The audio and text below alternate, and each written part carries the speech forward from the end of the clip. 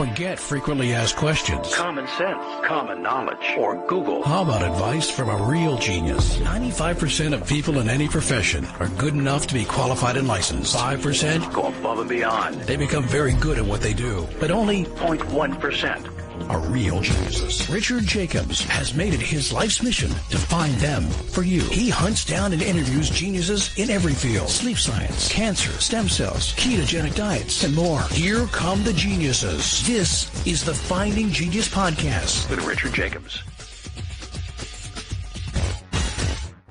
Before we begin, a note from our sponsor. I'm Richard Jacobs, Executive Director of the nonprofit Finding Genius Foundation and host of the Finding Genius Podcast.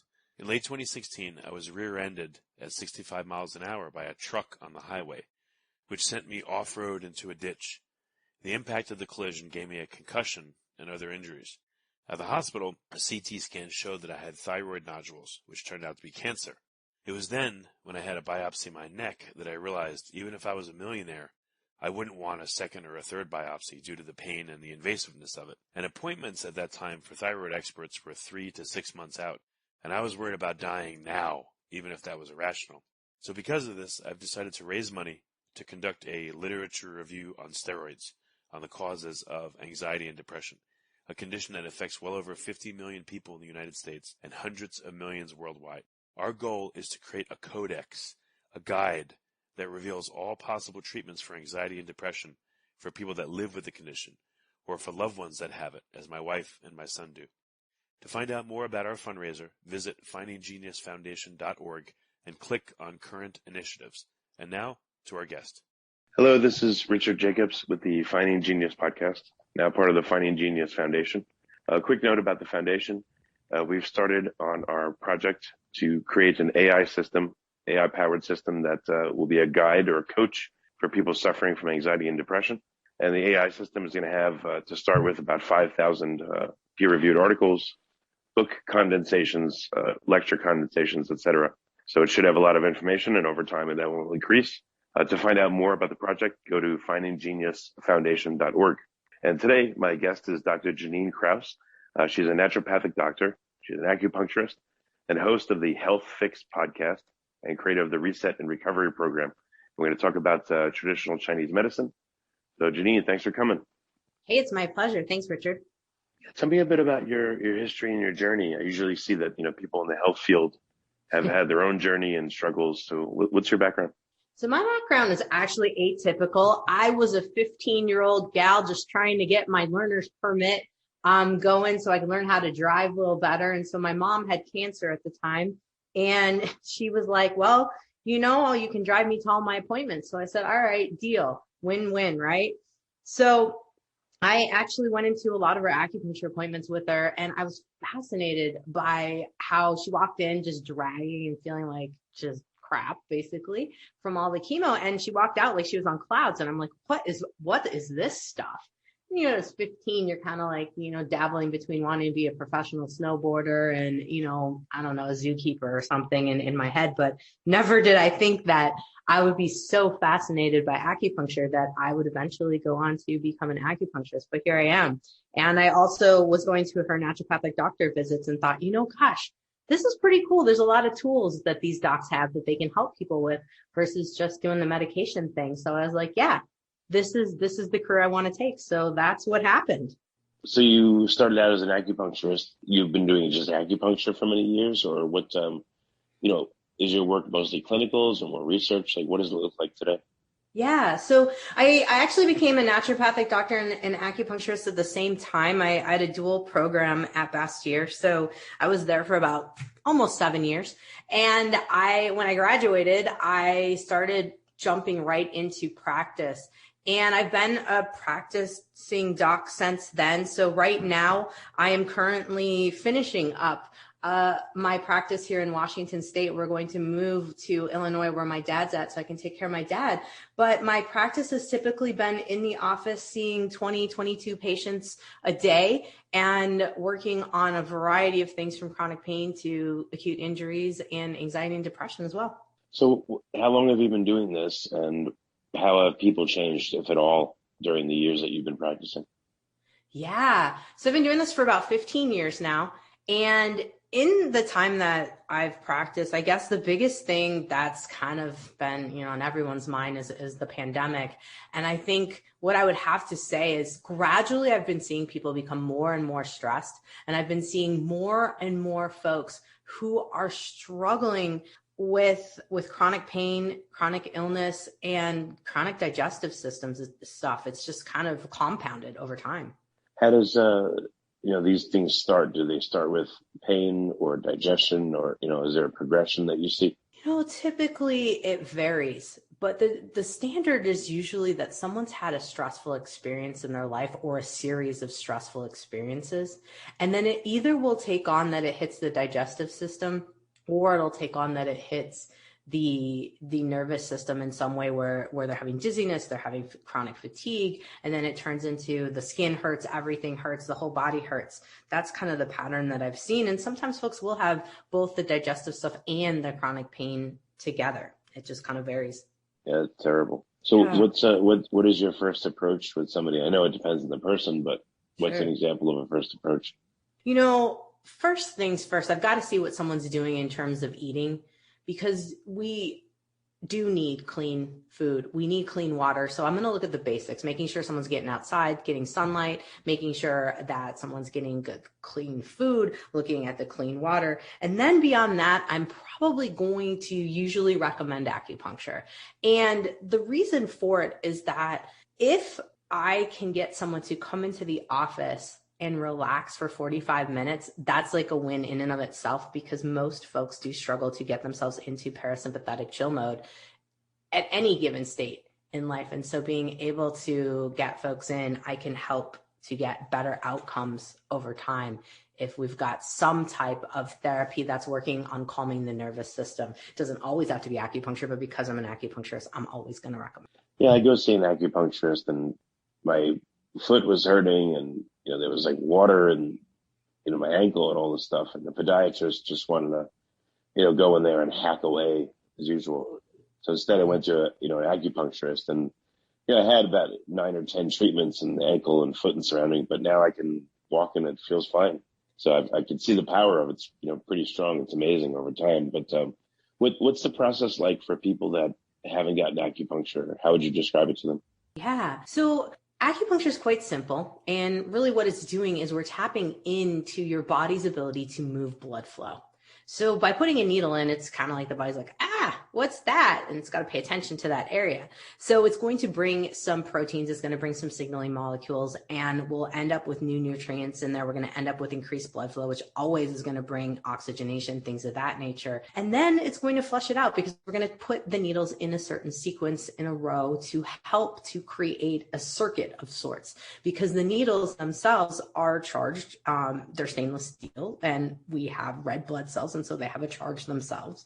And then you have, of course, in your body, everyone has ions. And so what's going to happen is that we're going to create a little bit of an ionic flow in the body where we've put the sequence of needles. So once the blood flow starts, now we're going to be just moving out anything that's been sticking into that area of pain or area of swelling, as in your case, and we're going to start to move the circulation away from the immediate area of trouble. So while someone's sitting in an acupuncture visit, they might be feeling like an ants crawling sensation. They might not feel anything at all, or they might feel like kind of an ache, as if they kind of bumped themselves on the corner of a wall accidentally. But it shouldn't be anything that's overwhelmingly painful. That is not our goal. I know when I say needles, people are like, it's going to hurt. Well, you might feel the needle go in, but technically the idea is that I want you to be on the table, relaxed as possible, and almost forget that the needles are in, so that your mind's kind of wandering, not focusing on anything. Maybe you have thoughts coming back and forth, but really you're giving yourself and your body the time to heal itself by having the needles in there. I'm not putting any energy into those needles. Literally, your body is doing everything it needs to do. It's just getting a little reminder. So I like to think about acupuncture as a reminder for the body to move the circulation in a given area that has trouble. Yeah, I've been many times. I'm always nervous when I go, but the needles, they go in now, maybe only 1 or 2 of them will hurt, and for a second or two. And then you lay there with them in and you relax, and you don't really feel them very much after, sometimes at all, or after a minute. and you kind of like drift off and go into this like half sleep mode, I've noticed. And then the acupuncturist comes in, takes the needles out, and you're like, ugh, really like relaxed and tired, and then off you go. That's been my experience. Before we continue, I've been personally funding the Finding Genius podcast for 4.5 years now, which has led to 2,700 plus interviews of clinicians, researchers, scientists, CEOs, and other amazing people who are working to advance science and improve our lives and our world. Even though this podcast gets 100,000 plus downloads a month, we need your help to reach hundreds of thousands more worldwide. Please visit findinggeniuspodcast.com and click on Support Us.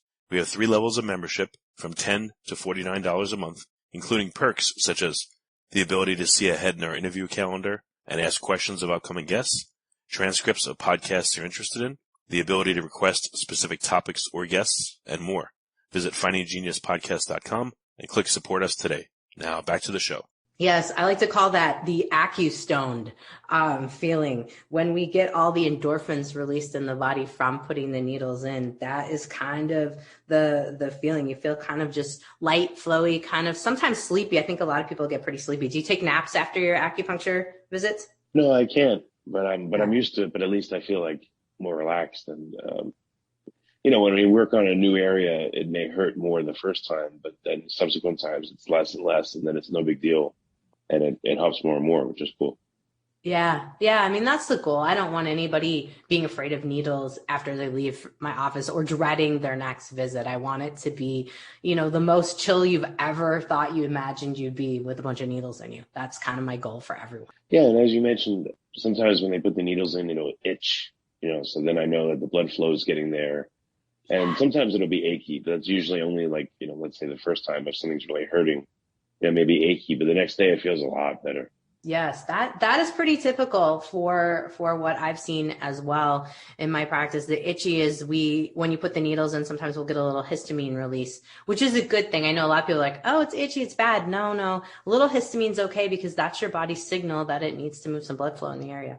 So what kind of conditions have you used it for? And what have you noticed that acupuncture is really good to improve or help? My favorite, honestly, because I can see immediate change with it, is anxiety. It can calm folks down like no other. And I love that about it. That's my favorite. The other's pain, because I can increase range of motion with a muscle, or not a muscle, with a tendon or joint. I can increase range of motion of a joint by using specific needles into muscles or alongside of tendons or ligaments. It's quite impressive with that. That is like immediate change there. Things like the digestive system, things like uplifting the mood, sometimes that takes a little while. But in the moment, I love folks coming in, they're stressed. I mean, I don't want them to be stressed out, of course, but folks coming in stressed out and then leaving like there's not a care in the world. They're just kind of floating out. That's like, makes it all worth it for me.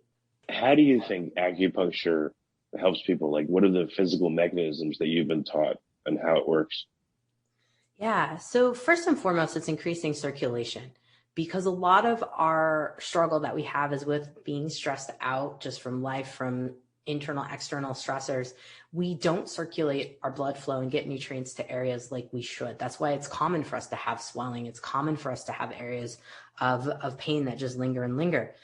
The other aspect of acupuncture is that it is tapping into your sympathetic nervous system and your parasympathetic nervous system, so otherwise known as the big umbrella of the autonomic nervous system. And it really does have the ability to help you to get out of fight or flight mode. So we're creating a sequence in which the nerves are stimulated with the needles. Now, we're not touching the nerves. We don't want to do that. That doesn't feel good. But we are subsequently stimulating the body to go into parasympathetic mode, which can help the body to relax. Now, the other big cool part about it is that we're also working on giving the body sensory back, because we have pain, or we perceive pain. We also perceive stress, things of that nature, when the body cannot feel where a joint is in or can't feel where a foot is in space. So oftentimes when we have pain, it's really a signal back up to the brain that something's out of either alignment, something's not tracking right, or the tissue in that immediate area is not getting enough blood flow. So we're not getting the signals back to the brain properly. So acupuncture can help with connection from the body to brain signaling. And I think this is how it typically is working to help with chronic pain and helping folks to be able to walk properly again, working with, chronic sprained ankles or foot injuries or Achilles injuries, things of that nature that can really reverberate up the body and cause a lot of trouble and chronic stress for us. So I believe that acupuncture works on that level as well. If you like this podcast, please click the link in the description to subscribe and review us on iTunes. How many treatments do people need? I know it depends on the condition and themselves, but on average, do people come in multiple times or just once, or what's a good protocol to help somebody? Sure. Definitely we do need multiple. If someone just hurt themselves, like say they just rolled their ankle and it's not a chronic ankle injury, sometimes only 2 to 4 treatments and we're good to go with something cute. But if something's chronic, it's going to be more like 10 to 12 treatments because it takes that time to wake up the body and help the body to reestablish balance between its communication from the periphery to the brain again. So yeah, typically 10 to 12 for anything that's chronic. Well, I don't worry about them. I enjoy them because each time I go, I know I'm going to feel better and better and better. So I love to go. I don't resist it. I guess I don't understand people that resist going because I always feel better. Yeah, ultimately, that's kind of what I want people to feel as well, to look forward to coming to a treatment. And of course, after we get certain conditions resolved, I recommend acupuncture once a month to once to every 6 to 8 weeks or so, if you can't get in once a month, just to help your body realign itself.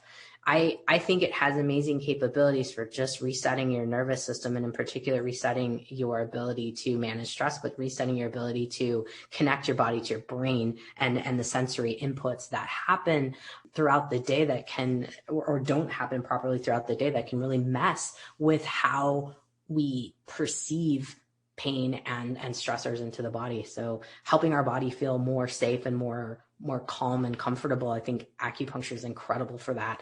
And we do need to have a little bit of a maintenance kind of thing on that end. So what do you do if someone says, well, nothing's really hurting that bad, just do something general on me? Do you do that? And what do you do? Absolutely. I love those type of folks. I love folks who are coming in and they're just like, hey, doc, rearrange my chi, just balance my chi. That's perfect. Every patient who comes in, I'm going to look at their pulses and I'm going to see what's going on with the upper, middle, and lower half of their body by looking at their pulses on their wrist. So this is a radial pulse. It's where the thumb side of the wrist is there. And I'm going to look at tongues as well to see what's out of balance, because every single time that someone comes into me, they're a different person. Every single day, we're different people. We change. We're dynamic creatures. So even if someone comes in and is like, hey, you've gotten rid of my pain, but I just want to come in and chill. I'm like, great. Let's see what might be showing out of balance in the body today. And let's treat you for what we've got going on today. And that is my favorite way to go about it. Maintenance and maintaining the nervous system is excellent. Have you seen any unusual or amazing reactions from people? Yeah, over time, there's been certain things that are incredible. I think ones that stand out in my mind are folks who come in and they're incredibly terrified of the needles and super anxious, and we do a couple needles. A lot of times I'll combine the needles with something called acutonics, which are tuning forks that vibrate to the note of C or to the note of F that also enhance the results. And I'll put them next to the needles and work on the tuning forks too. I've seen folks come in from full on panic attack to being completely laughing and chill by the time they've walked out. I've seen that happen. Oh, wow. It's nice. I love that. I've also seen a lot of folks who have had things like frozen shoulder, and, after about 6 or so sessions, we've got the shoulder moving again. And before they couldn't reach up over their head. I've had folks who have come in and they were having foot pain and the foot bones seemed to be locked up. We did a little bit of myofascial work, and now the foot's moving again, the toes moving again, things of that nature. And that sometimes will happen in 1 to 2 sessions. So I just love it. There's so many different things. I mean, one of the things with myself and going, yes, absolutely, this is the right pathway for me is I have a Morton's neuroma in both of my feet. So it's a tumor. It's like a ganglion cyst type of thing where your nerve has been sliding in between your two bones because my feet are quite small, and it creates an enlarged nerve, and that nerve causes chronic pain.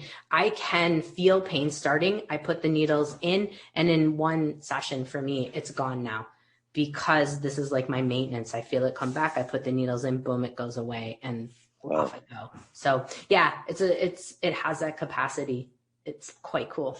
What are you seeing people are coming in for? And has that been changing, let's say the past 18 months? Yeah. With the onset of COVID, a lot of folks are coming in now, anxiety, depression, stress relief. Those are typical. Migraines are another biggie, headaches, things of that nature, chronic shoulder, upper back tension. I would say that's kind of my biggest ones I've been seeing. Digestive disorders of more like gas bloating and things of that nature have been really on the rise in my office, I would say for sure in the last 18 months. And then, you've been doing this, like, I think you said 15 years. Mm-hmm. Have you noticed that people have changed in general, or, it's just people and their ailments and nothing, it's been the same all this time? I think it's just heightened now. I think that since I started, there was definitely a lot of low level anxiety, depression, and gut stuff. But I think now I'm starting to see more severe manifestations of things where the anxiety is now turning into panic attacks and a lot more. So I've seen a lot of patients over the years. I've been in my current place where I'm at for 7 years and kind of seen the progression of a lot of folks go from having low level anxiety to full on panic attacks over time. And that, I think, is a reflection of where a lot of us are really overwhelmed and not taking care of our neurological systems, not working on the vagus nerve, not working on the fight or flight response. And so now we're starting to see our nerves become overstimulated, overinflamed, and we're getting chronic issues that kind of now have heightened exacerbations. So yes, I would definitely say that I've been seeing more and more anxiety, more and more panic attacks, more and more severe depression, things of that nature. What do you do for, this mental trauma? Like, I don't know if you can say exactly where the needles go, but what are the needles accomplishing and why? And why are they able to help with, anxiety and panic and stuff like that? Sure. So the needles are going, I'm going to say in terms of a channel, we have a heart channel, we have a pericardium channel, we have a lung channel. So these channels go with the specific organs. And in the Chinese world, the heart is associated with anxiety. But what's also associated with anxiety in the Chinese world is the liver. And the liver is in charge of our blood flow in the body. It's in charge of how we manage the stress inputs. And if the stress inputs are too overwhelming, then the liver is going to become stuck, as we call it in Chinese medicine. Then the liver is going to overflow and affect the heart and create things like anxiety and insomnia. And by the way, insomnia is another biggie that I've been seeing a lot more of lately, in addition to hormone imbalances. So with the heart and how it plays out, you would imagine, heart palpitations, also your heart. So we're going to work on the heart channel, which is in the arm. The heart channel has a paired channel that's in the legs called the kidney channel. And so oftentimes I will be working the combination between the heart and the kidney because they balance each other out. Another way to look at it in the Chinese world that might make sense for folks who are listening too, is that the heart, the organ itself, has an element that goes with it, and it's fire. And the kidneys, those organs, have an element called water that goes with it. And obviously we all know that water puts out fires. And so the stronger our kidneys are in terms of kidney energy, I'm not talking about filtration and things of that nature, the stronger that energy is, the more that we can put out our fires. And the kidneys in the Chinese world have to do with our batteries. They have to do with our adrenal glands that sit on top of them. So what I'm doing in anxiety treatments in particular and stress management treatments is I'm trying to connect the body to have stronger kidney qi and reduce that heart fire, and then help the liver to kind of process emotions. And ultimately, it is helping with liver blood flow, but also helping with detoxing of the liver too. And I think one of the biggest issues that's going on right now, because of all of the different restrictions with the pandemic and whatnot, a lot of people gained, the COVID 20, 40 30, plus pounds, but we're looking at, hanging out in the house and eating a lot of junk food and drinking more alcohol and things of that nature. So the more the liver has toxicities in it and the more it's becoming beat up, the more we're going to see anxiety. And so the more I can work acupuncture wise on the heart, the liver, and the kidney, the better off we'll be for helping with anxiety and stress as a whole. Yeah, no, that's excellent. Are there any new additions? Like, do you do Moxibustion? Do you do like electric currents or heat lamps? Or, are there any extra thing you do on the acupuncture? Absolutely. Absolutely. Moxa is not one of my favorite things. For some reason, my body does not like Moxa. I get pretty wheezy and swollen, puffy eyes with it. So I don't do a lot of it. But what I do a lot of is cupping. I love cupping. I think it is amazing for helping to relax tense muscles, but also I feel like for a lot of people, it just kind of helps ground them as well. So that suction, there's something about that motion in particular. And for those of you who are listening, they're like, I've never really tried cupping and maybe seen the marks on somebody and it looks kind of torturous. It's really, the suction is going to pull up the blood flow from the muscle into the skin and the surrounding tissue underneath that cup. And it could be great for helping with increasing range of motion and helping with increasing blood flow to the surface skin area, especially great for pain, chronic back, neck, shoulder tension, hip tension, things of that nature. So I love using cupping. I love using tuning forks. These are little forks that you've probably all seen before, where your doctor checks, hits it on his hand, and then he says, do you hear this? Do you hear this? The tuning forks can be placed to the body where there are acupuncture points. And so we can use tuning forks instead of needles. So we can do a whole acupuncture session without any needles using tuning forks. So I love using them as well.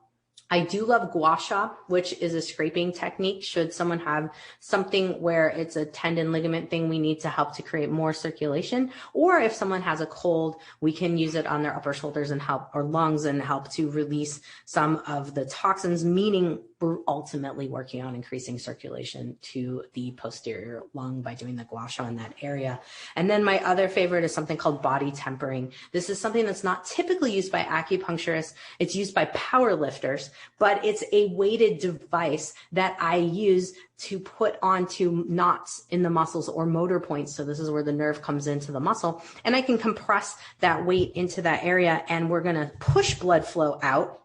And then we're going to take that weighted device off after 3 to 5 minutes and allow for blood flow to come back in. And so it's a nice little, I call it radiator flush of the muscle, should we need to get rid of lactic acid or something of that nature, or if we need to reset the nerve, because all of our muscles and our skin have different nervous system receptors. And by using something weighted, it's creating a different message back to the brain. And for a lot of us, when we have chronic pain or chronic injuries, pressure often feels good. When it's acute, pressure doesn't feel so good, but for chronic stuff, it feels good. And so by putting weight on a body at a lower level, not some of the 100-pound plus ones that we have, I use a 6-pound weight up to a 44 and 50-pound weight. Sometimes the body feels more supported having that because it changes the nervous system message. So it's kind of cool. And those I can see some immediate results in knot relief and range of motion in folks. So those are kind of my tools in my toolbox. I do use e-stim as well. In my practice, it just kind of depends on what I'm trying to do, but I like to use the e-stim more if I'm looking at a post-stroke person or a paralysis or something of that nature. And very good. Where do you serve people? Like, if people are local to you, how can they find out more? Yeah, so my clinic is currently in Tacoma, Washington. I'm just south of Seattle. It's called Q Vitality Studio. And my sidekick, Melinda, is my gal who is working with me. I've trained her for quite some time now, and she's working alongside me. So I've kind of got the two of us working hand in hand to help folks here in the Tacoma, Washington area. And how do people find out more about acupuncture or find a practitioner? Is there like an organization to go through, or do people just Google? There is. It's called nccAOM.org. You can go to that. Every single licensed practitioner is registered through that because we have to use that as our kind of governing board for licensure. So nccAOM.org, and you can find any practitioner in your community that is fully licensed. If they're not on that, I would be leery about working with them. Yeah, no, it makes sense. Well, very good, Jannine. Thank you for coming on the podcast and talking about acupuncture. It's been interesting. Thank you, Richard. I appreciate you taking the time to have me on. If you like this podcast, please click the link in the description to subscribe and review us on iTunes.